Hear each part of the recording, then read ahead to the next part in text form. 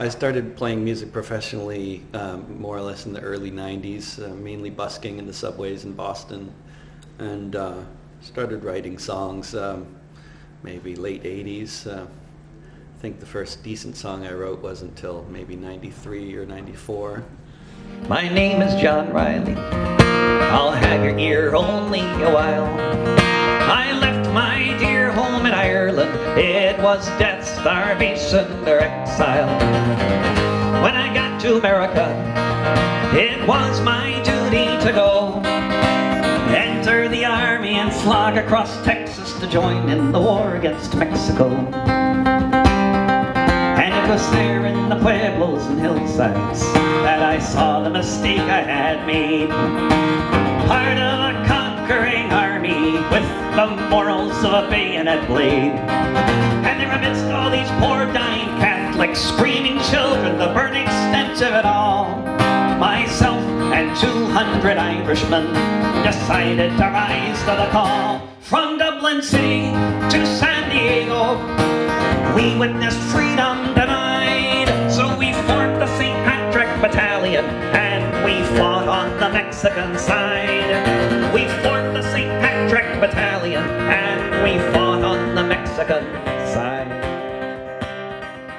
After the 3 Mile Island meltdown in Pennsylvania, it was basically right around, just after, a couple of years after that, that I was a kid, and a 12-year-old kid at a camp that was run by a anti-nuclear activist, basically, in Western Massachusetts. And so that's when I was first introduced to people singing songs about what's happening in the world, and I was really attracted to the idea. And it's not like I thought, oh, this is what I want to do, but that was my first exposure to it. When Wall Street imploded, sure enough it spread. Banks all over the world were floating in the red.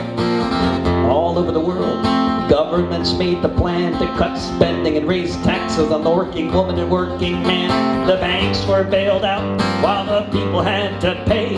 But in Iceland people thought there must be a better way. And the earth stood still a moment, fear was struck in every top. When Iceland told the bankers, Iceland told the bankers, Iceland told the bankers to fuck off. That's the chorus. Whenever there's some kind of big protest happening in a country that I have some kind of a following in, then I always plan a tour around the protest, and I go to a lot of protests and sing at a lot of protests and participate in them as well. But I'm not involved with actually organizing. You know, I'm just in the culture department. I just entertain the troops. Coffee sack, I like to hop on freight trains. I think that is so cool. It's so much funner doing this than being stuck in school. I can't believe you're wearing those brand new shiny shoes. I'm a better anarchist than you. I don't have sex, and there will be no sequel, because heterosexual relationships are inherently unequal. I'll just keep on moshing to Anti-Flag and Crass until there are no differences in gender, race, or class. All you brainwashed breeders, you just haven't got a clue. I'm a better anarchist than you. I don't believe in leaders, I think consensus is the key. I don't believe in stupid notions like representative democracy. Whether or not it works, I know it is the case that only direct action can save the human race. So when I see you in your voting booth, then I know it's true. I'm a better anarchist than you.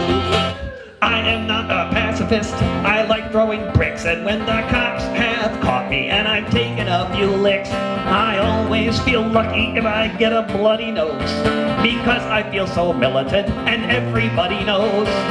By the time the riot is all through, I'm a better anarchist than you.